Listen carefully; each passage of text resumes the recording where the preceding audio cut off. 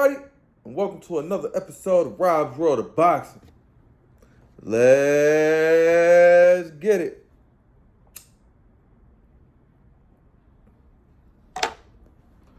Alright, jump into this video, man. First thing I want to talk about is the fights that took place over the weekend. Without further ado, it was a few fights, so let's jump right into it. First fight I want to talk about, it was a 12-round contest at junior flyweight. Junior flyweight is 108 pounds. If you didn't know, it was at the Super Arena in Santana, Japan.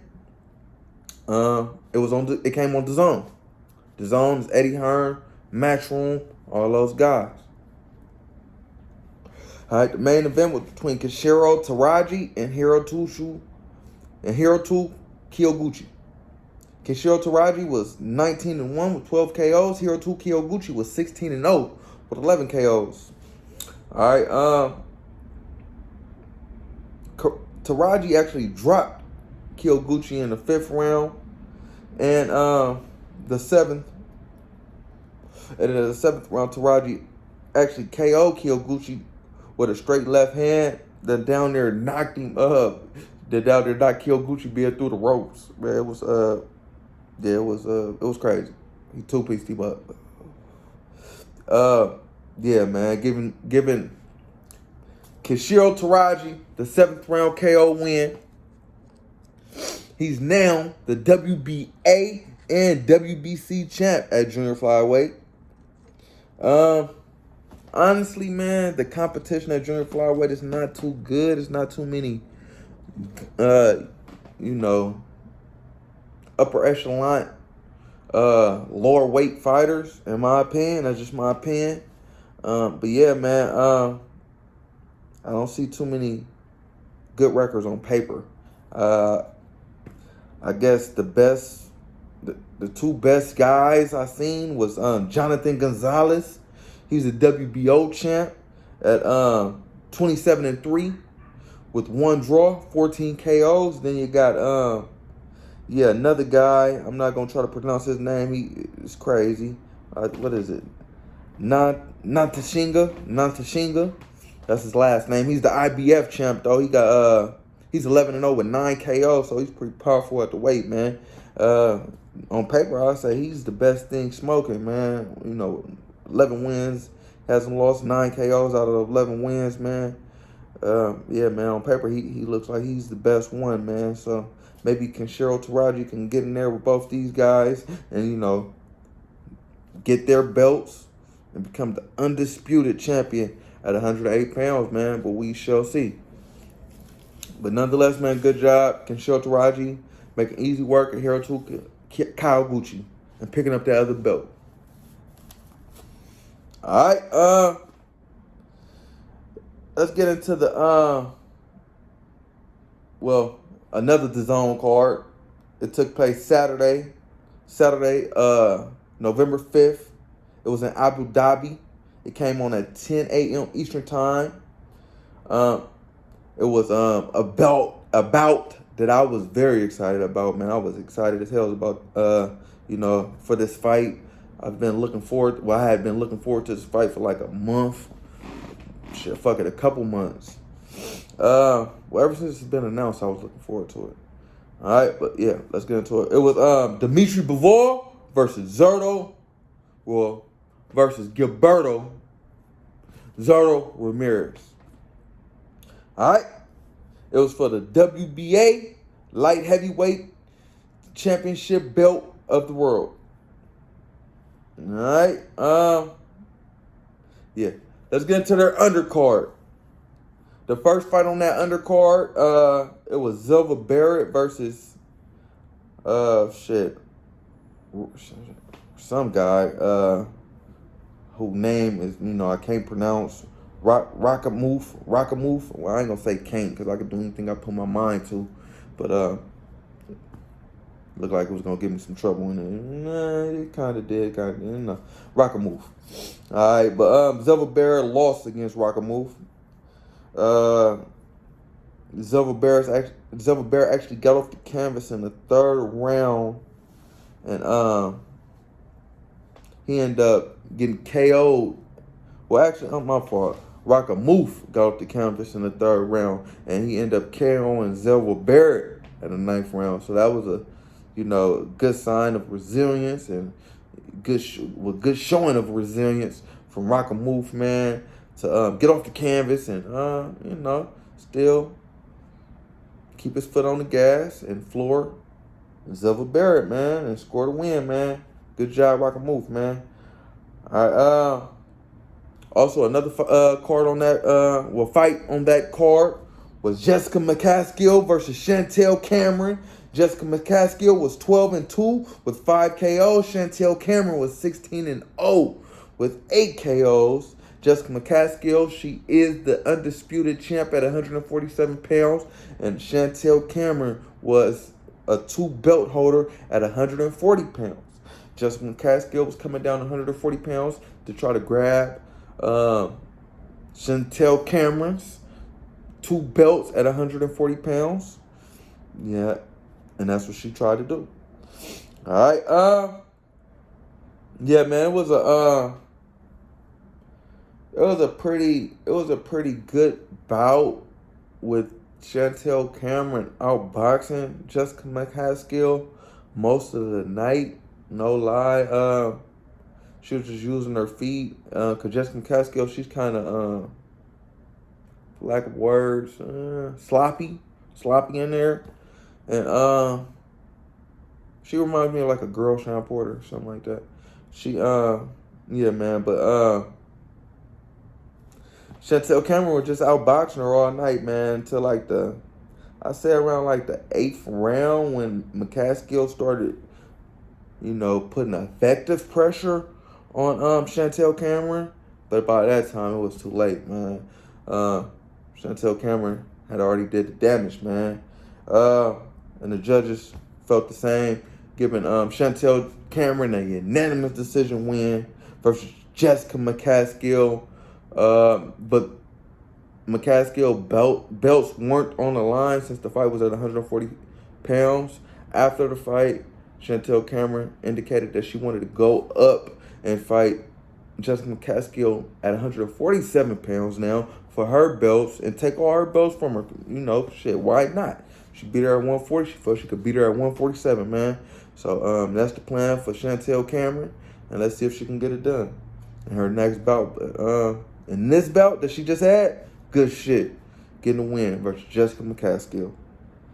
All right, in the main event, let's get into it, man. It was Dimitri Bivol and Zurdo Ramirez.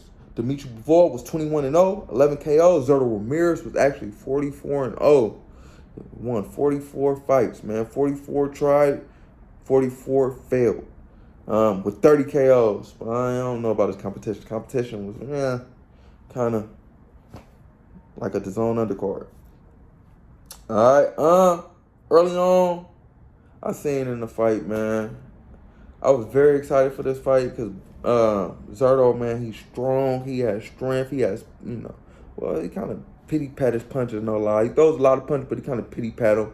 But I feel like if he sit down on those punches, he can, get somebody out there because he's big as hell for the weight.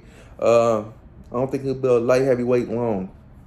But he was just too slow for Dimitri Bivol, man. Dimitri Bivol was using his feet and using his boxing skills, man. Using his jab, using his feints. He was using everything in there, man, just to show the speed difference. And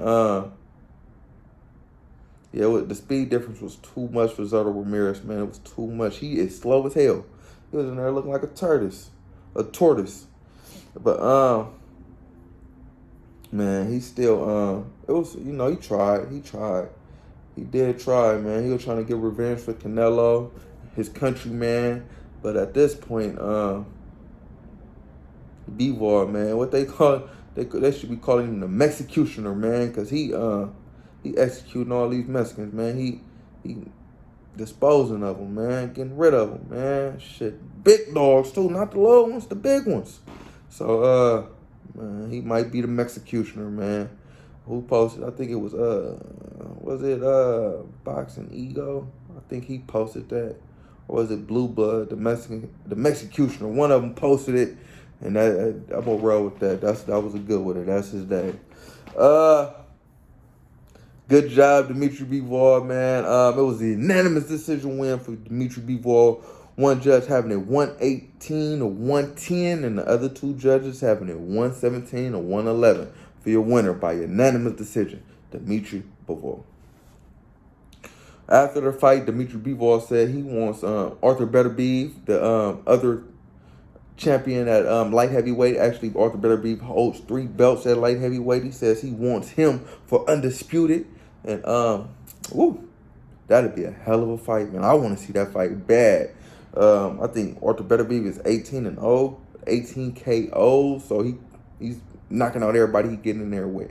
His KO percentage is 100%, man. He's a fucking power puncher, to say the least. And Dimitri Bivol is a hell of a boxer, man, for a light heavyweight, man. So that's gonna be, a clash of styles that I want to see whose style prevails. But yeah, nonetheless, a great win for Dimitri Bivol, man. The Mexicution. All right, let's get to the Showtime card. It also took place Saturday, November 5th. Showtime is Al Haymon. Well, it was Showtime PBC. PBC is Premier Boxing Champions, and that's Al Haymon, all those guys. The bout took place in Minneapolis, Minnesota at the Armory. All right. It was a 10. Well, the main event was a 12-round contest between David Morrell Jr. and Aidos Yerbossybuly. Sorry about that. All right, but let's get into their undercard. The first fight I want to talk about on their undercard was a 10-round contest at 154 pounds. 154 pounds is junior middleweight. No, it was between Fedor Shirkaskin and Nathaniel Gallimore. Fedor Shirkaskin was 20-0, 11 KOs. Nathaniel Gallimore was 25-5, 1 draw, 17 KOs. All right, this wasn't a good fight at all, man. Shirkaskin was beating the hell out of Gallimore all night, man. Honestly, Shirkaskin, he's nice, man. He's polished, man. He's very patient. He uses his jab well. And he's tough as hell, man, because Gallimore did hit him with a couple shots, and he took him well, man. I like him. I like him at 154 pounds. He's another player now at 154 pounds, in my opinion. I feel like he'll give the top 154 pounders, a fight, man. He'll give them a fight, man. I ain't saying he'll win.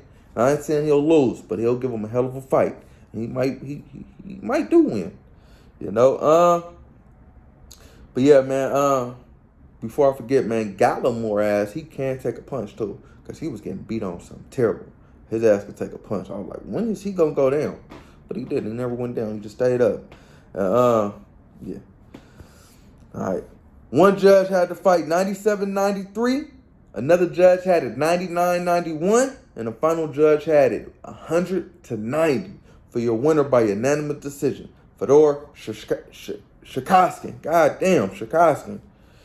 Yeah, man. Like I said, Shirkaskin, he's nice. He'll get a top 154 pounders a problem, man. I'm not Jermell Charlo or maybe it's Sebastian Fundora. Fundora nice dog. I say he the second best 154 pounder right now, in my opinion.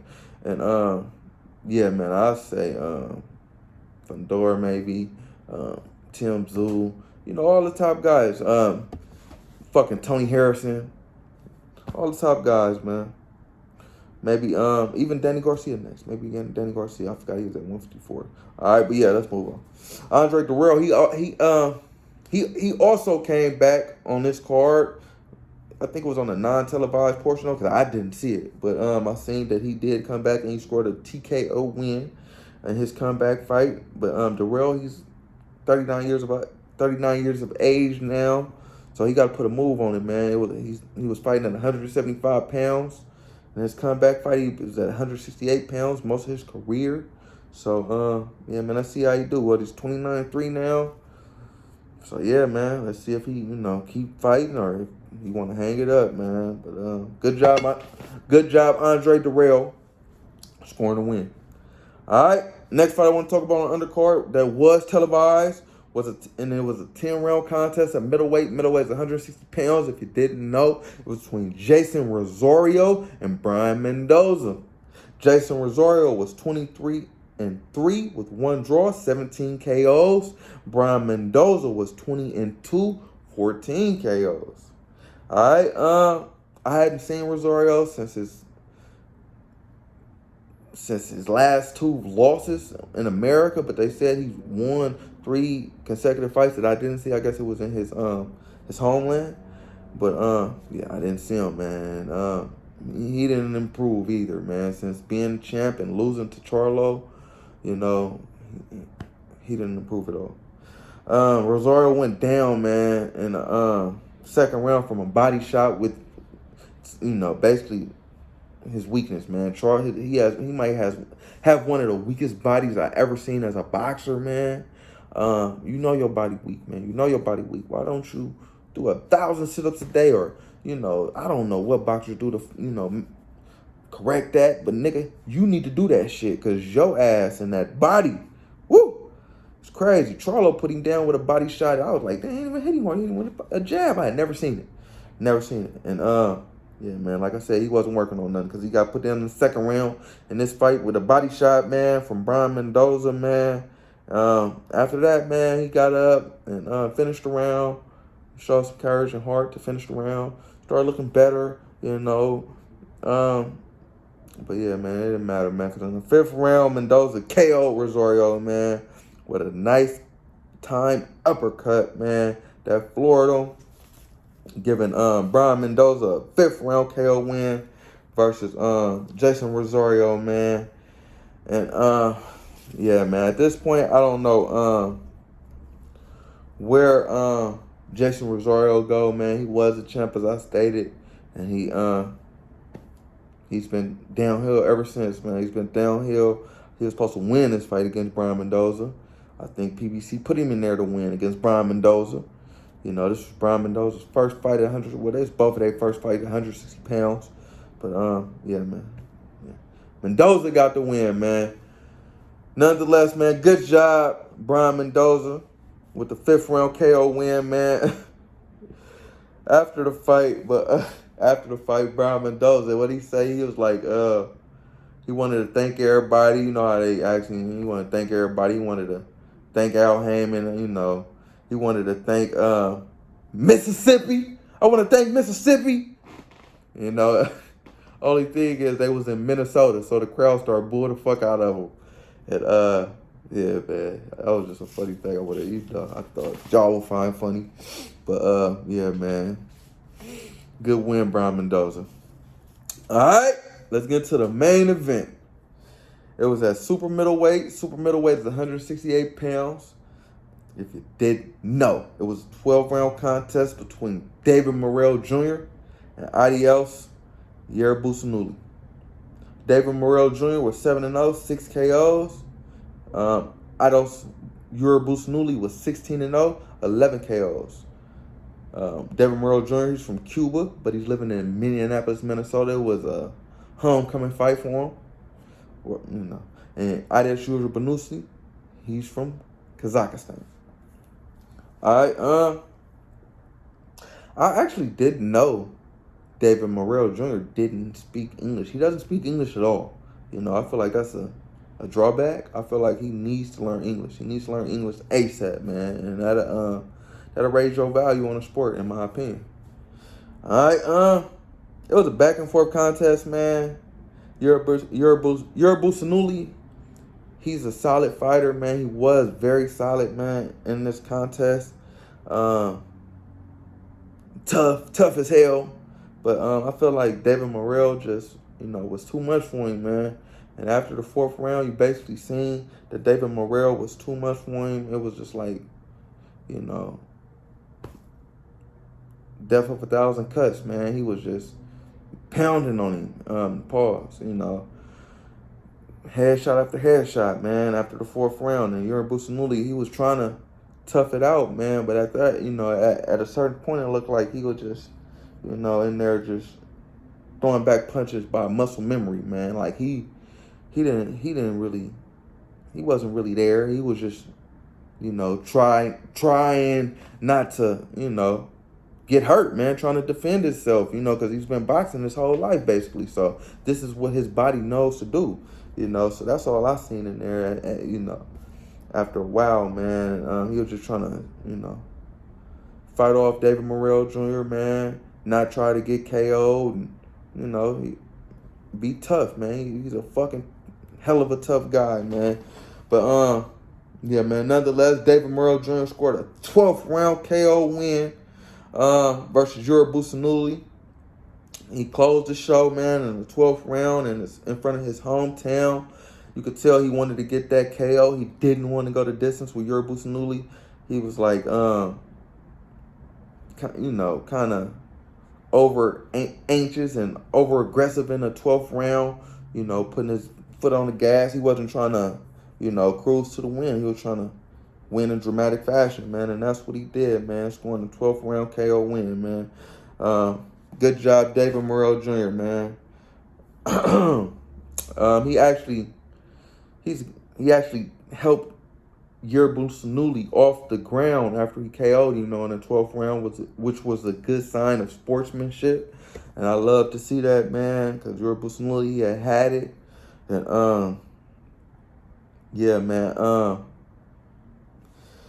after the fight, good job, David Morrell Jr., getting that win. But after the fight, Yerbossybuly actually went to the hospital, man, and he's still in a coma, to right now, man.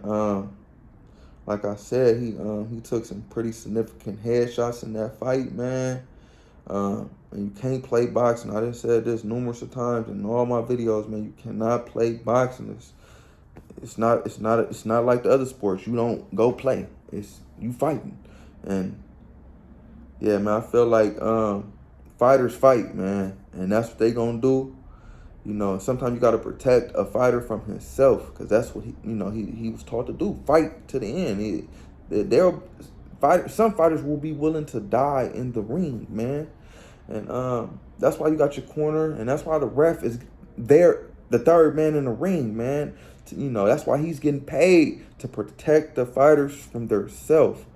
And the ref in this fight was Tony Weeks, man. He's actually one of the best refs in the game, man. He's a Hall of Fame referee. I would expect more from Tony Weeks, man. Now Yerbossybuly is fighting for his life, man. They said he might not be the same if he make it. The furthest thing from my mind and everybody else in his camp mind, I know his family is if he'll box again. Man, I just hope he make it, man. I'm praying for Yerbossybuly and his family, man.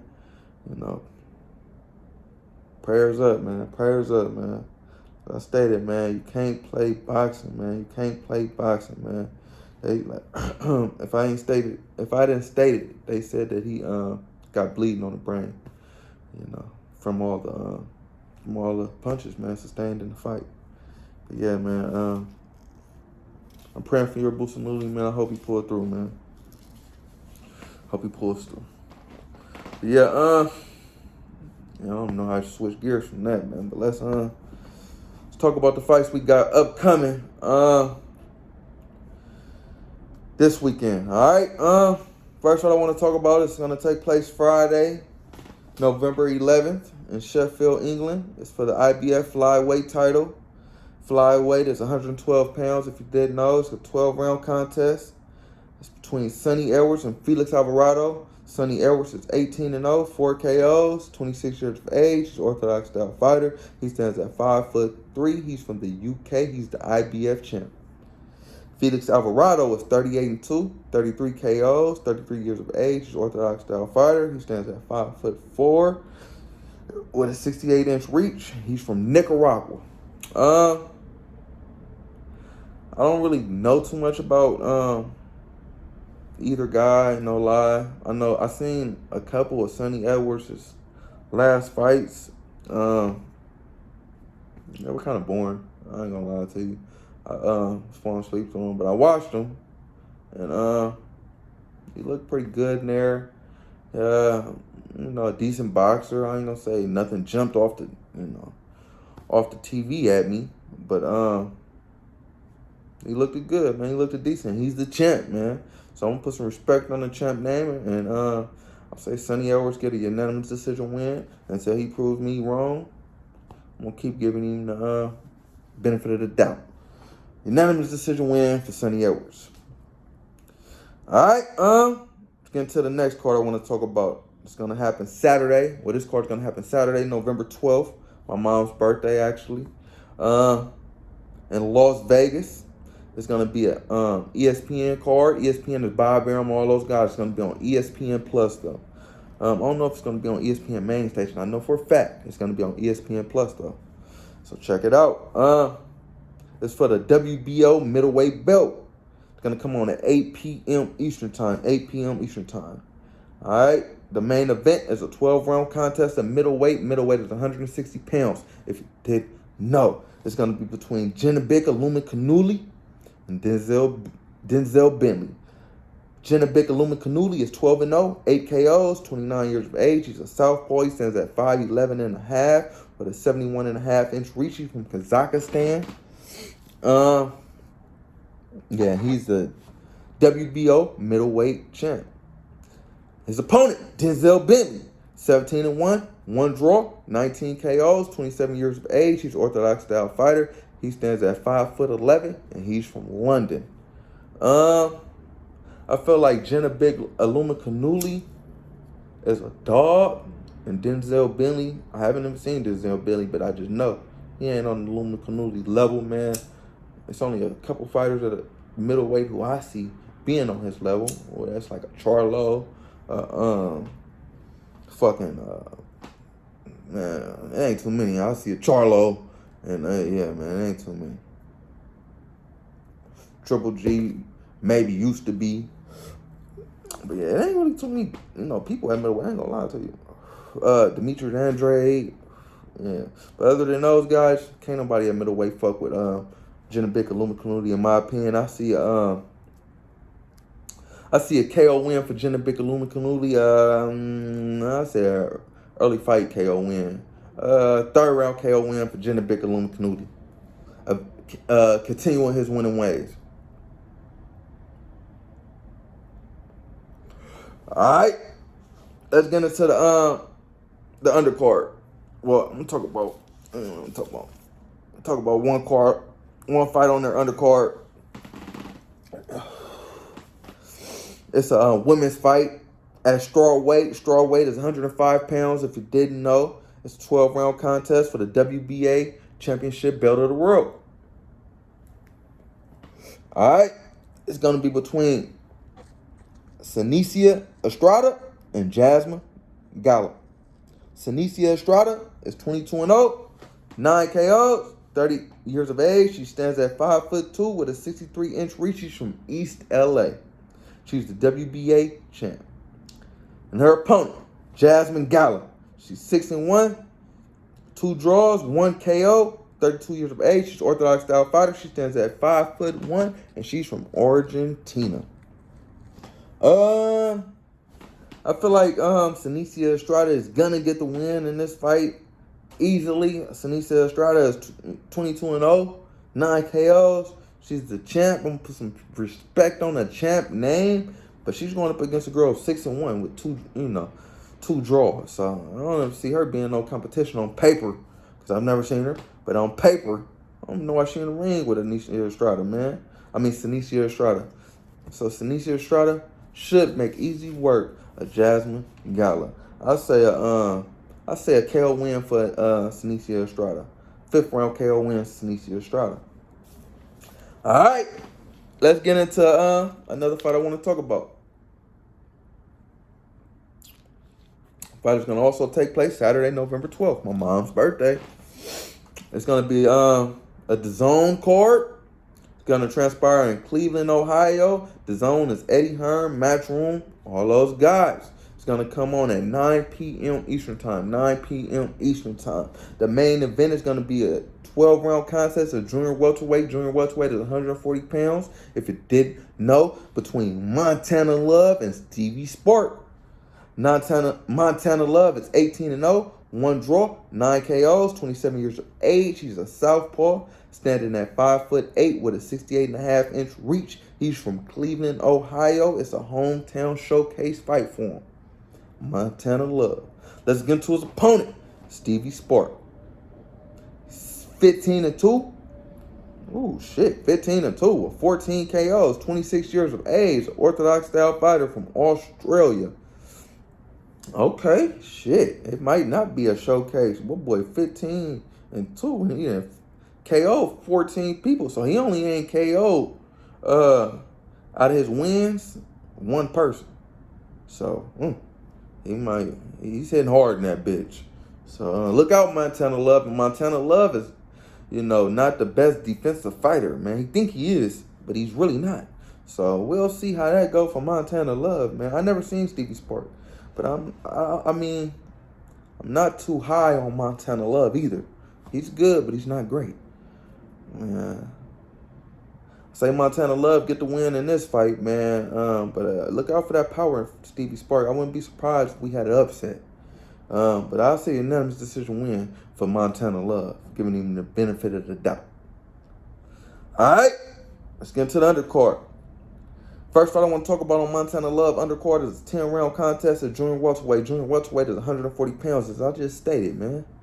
It's between Richardson Hitchens and Yormore Alamo. Richardson Hitchens is 14-0, 6 KOs, 25 years of age. He's an orthodox style fighter. He stands at 5'10" with a 74-inch reach from Brooklyn, New York. I've been waiting to see him step up. Let's get to his opponent, Yormore Alamo. He's 20-1 with 1 draw, 12 KOs, 27 years of age. He's orthodox style fighter, stands at 5'8". He's from Puerto Rico. This is not the step up I was looking for Richardson Hitchens. Never heard of Yormore Alamo. But he's 20-1 with 1 draw. But yeah, I don't see this being a fight I was talking about, Richardson. Come on, man. Let's get you in there with some former champions, some guys with some notable opponents, Let's get you in there with some good competition, man. Somebody who can push you, man. Somebody who can, challenge you. Somebody who can, somebody who fought somebody we can see, like, okay, who can gauge and who give us a good gauge of where you're at. Okay, he fought this guy. All right, this guy knocked him out, or he beat this guy. Let's see what Richard can do against him. Or you know what I'm saying? This guy went the distance with him. Let's see if Richard can knock him out. You know what I'm saying? We need you in there with some guys like that, some Jose Pedraza, or some you know what I'm saying? Some good guys at 140, man. Not no Regis Prograves or nothing like that, or no Josh Taylors or Ryan Garcia or fucking what's my other guy? Teofimo Lopez. We don't want to see you in there with nobody like that. Nah, we want to see you in there with the second tier 140 pounders. You know what I'm saying? So let's see you in there with those guys, man. Let's see how you do, man. It's time, bro. It's time. 25 can't pity pat around it, man. Tiptoe around it, man. It's time. All right. I see Richardson Hitchens getting this win though against Yormore Alamo. I say unanimous decision win for Richardson Hitchens. All right. Let's get into the next fight on the undercard I want to talk about. It's a 10-round contest of featherweight. Featherweight is 126 pounds, if you didn't know. It's between Raymond Ford and Sakar Lucas. Raymond Ford is 12-0, 1 draw, 6 KOs, 23 years of age. He's a southpaw, stands at 5'7". He's from Camden, New Jersey. Sakar Lucas is 25-1, 1 draw, 17 KOs, 38 years of age. He stands at 5'6" with a 69-inch reach from Nambia. I feel like Raymond Ford is a dog. I like him a lot. He's been getting better every fight. I feel like he should make easy work of Lucas. Unanimous decision win for Raymond Ford. Continuing his winning ways. All right, let's get into the final card I want to talk about. That's gonna take place over the weekend on my mom's birthday, Saturday, November 12th. All right, it's gonna take place in Manchester, England, on DAZN. As I stated, DAZN is Eddie Hearn, Matchroom, all those guys. It's for the WBC, WBO, and IBF women's junior middleweight belts of the world. All right, it's going to come on at 2 p.m. Eastern time. All right, the main event is a 12-round contest at junior middleweight. Junior middleweight is 154 pounds. If you did know, it's between Natasha Jones and Marie-Eve Dicaire. Natasha Jones is 12-2, 1 draw, 8 KOs, 38 years of age, a southpaw. She's from the UK. She's the WBC and WBO champion of the world. Her last loss was to Katie Taylor. What? Fuck up talking about Katie Taylor. Katie Taylor at 135 pounds in 2021. So she went from 135 from losing to Katie Taylor at 135 pounds in 2021 to the 154 pound champion in 2022. WBC and WBO 154 pound champion.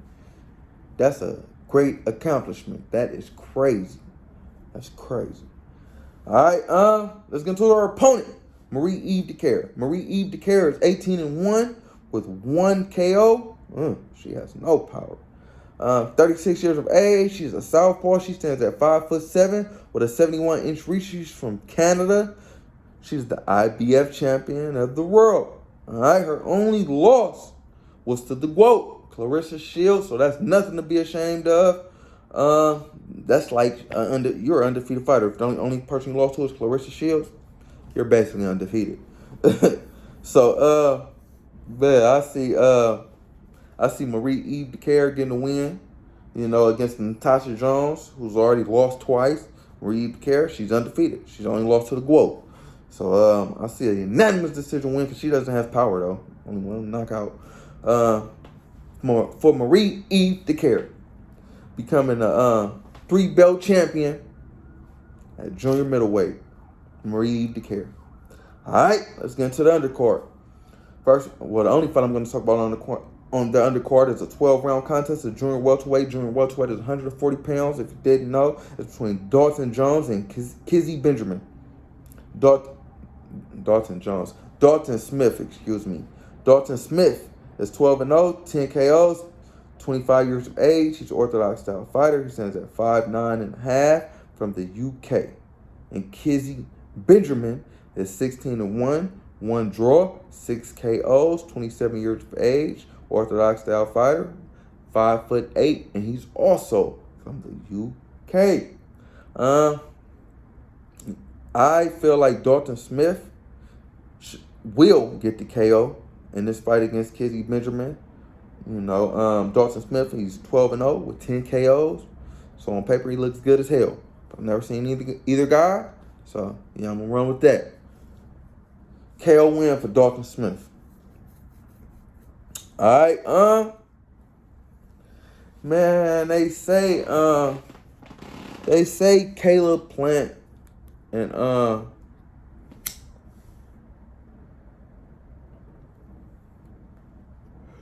David Benavidez, it's gonna happen. But you know what I say about fights that get announced, man, and all this gonna happen, and I don't believe it's gonna happen in boxing, man, until I see it in black and white and it's on paper. I see upcoming fights, David Benavidez, Caleb Plant. I don't really like saying it's gonna happen, man. So we'll see if it's gonna happen, man. But if it does happen, the way Caleb Plant knocked out Anthony Durrell his last fight, it should be very interesting, man. because that's the only thing Caleb Plant was lacking, in my opinion, was power. You know, because his boxing skills are off the charts, man. But yeah, man, I feel like, you know, David Benavidez, you know, he's just better than Caleb Plant, in my opinion. You know, David Benavidez, he's a dog, man. He's the best 168 pounder, in my opinion, including Canelo.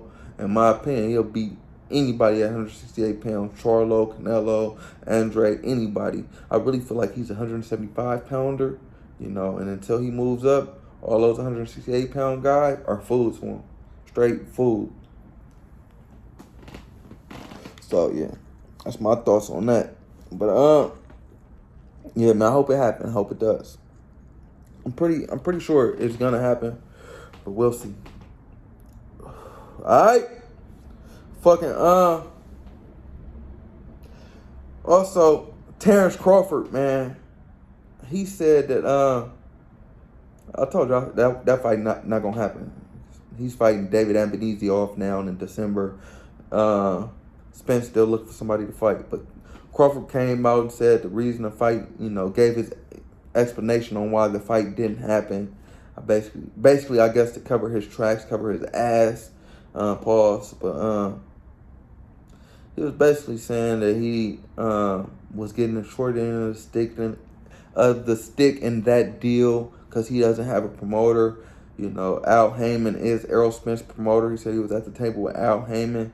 Al Heyman was saying he wasn't going to guarantee Terrence Crawford any money, or, you know, he wasn't going to basically, you know, give him anything that he wanted. This is coming from Terrence Crawford's mouth, of course, because we don't know. We wasn't there. But so he said, Terrence Crawford saying, he said that he got offered, you know, from I guess BOK, the promotional company that he's with now, $50 million, you know, and he saying him being the real guy he is, went to Errol Spence like, hey, Errol, man, this promotional company just offered me 50 M's, you know what I'm saying? So we could split it, 25 apiece, you know, and fight, you know, and I don't know what he thought Errol was gonna do, you know, or, you know, could do, but even if you know, even if that was a guaranteed 25 million for Errol Spence, you know, which who's to say it was, you know, that's your word, you know. 25 million is not worth going against your promotional company. You feel me? For that's bad business, man. You don't do that. You don't go against your promotional company. Al can get you 25 million in a couple fights. That's probably what Errol was thinking. You don't go against your promotional company, you know, for no amount of money. That was a bad business move for Terrence Crawford. I feel like he's doing bad business right now. You know, he took the money, you know, fight David Ambanese off, you know, thinking he can double back on the Spence fight, you know, and fight Spence next. But man, we just seen this work against a lot of fighters. We seen it work against Demetrius Andrade with Jamel Charlo back in the day. And now you see where he's at. Nobody want to fight him. Nobody want to give him another chance. Nobody want to put him in the money. You know, so, man, once you do some bad business with these guys, you know, it's kind of like they might ostracize you, man. They might not fuck with you, man. So let's see how this go, man. Maybe you should have stayed with Bob, man, because you look like your business acumen is not there, man. I don't know what the fuck you thinking. But maybe you're not thinking. I don't know. I don't know what you're thinking. But yeah, man, I feel Spence, man. Spence came back saying, like, basically everything I just said. Like, why would I take that? You know, and I have a promoter, man. I'm not finna do that, man. You know, good luck on what you doing, but you're not seeming too smart. You know, basically what I'm saying, man. But yeah, man. Also, man, if y'all didn't hear, fucking I don't know how y'all didn't hear it. Might have been under a rock. Or maybe y'all not familiar with rap music, man. But rapper Takeoff, part of the Migos, he got killed. So what was it? Halloween night or November 1st? Early Halloween night.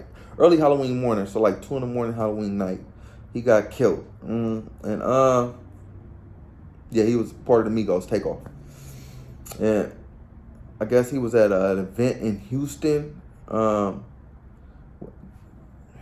Jay Prince, and Mob Ties, all those guys. Most of y'all probably don't know who that is, but he was at one of their events, Jay Prince Jr. and Mob Ties, their event. And he got killed, man. It was a shooting. He got killed. And actually, Shakur Stevenson was standing next to him when the shooting took place, man.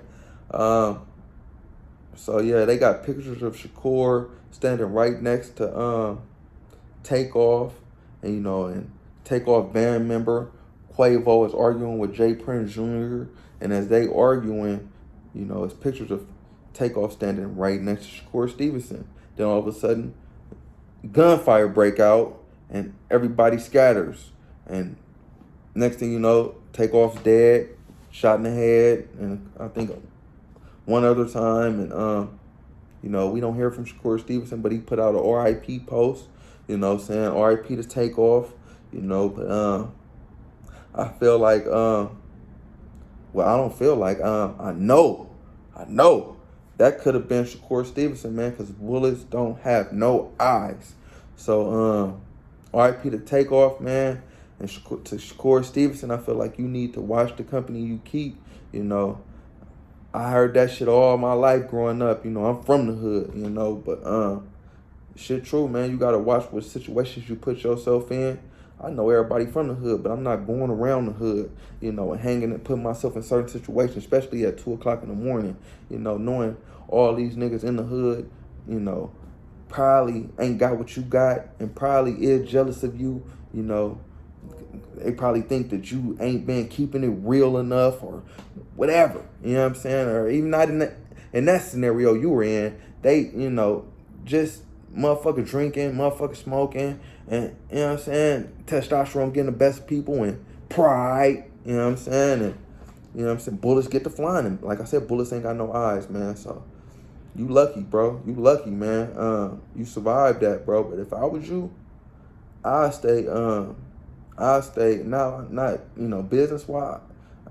Even business-wise, I separate myself from Jay Prince and Mob Ties, at least for right now, buddy. I mean, it's not a good look on your career, and it ain't a good look, you know, for you to been at that party, you know, and almost, you know, getting hit, man. And if you got hit, that would have been a horrible look for your career, man. It would have been, if you didn't die, if you could have got hit, you know what I'm saying, in a leg or something. Now look at, you could have been like fucking David Benavidez's brother. Damn, I forget his name. That's fucked up, man. I don't want to forget his name.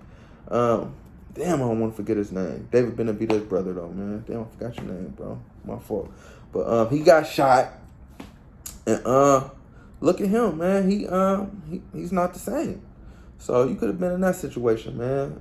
So, man, my word of advice to you, man: box. And man, fuck with your family, man. If it ain't boxing or your family, you know what I'm saying? If you do go out, man, with, you know what I'm saying, with some people who are athletes, man, or go out, you know what I'm saying, and go back home, you know what I'm saying, before midnight, you know what I'm saying? But yeah, man, I'm happy you made it in RP Takeoff. Before I end this video too, man, I wanna give my prayers again for Yerbossybuly and his family, man.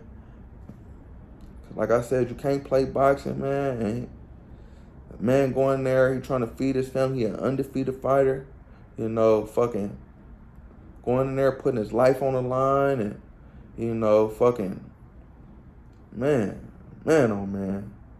We seen it with so many other boxers too, man. We seen this movie before, man. Seen it before. You can't play boxing, bro. You can't play boxing, but yeah. Prayers for Yerbossybuly and his family, man. Hope you pull through, boss. I hope you pull through. But yeah. Like, comment, subscribe, all that shit. Rob's World of Boxing. Yeah.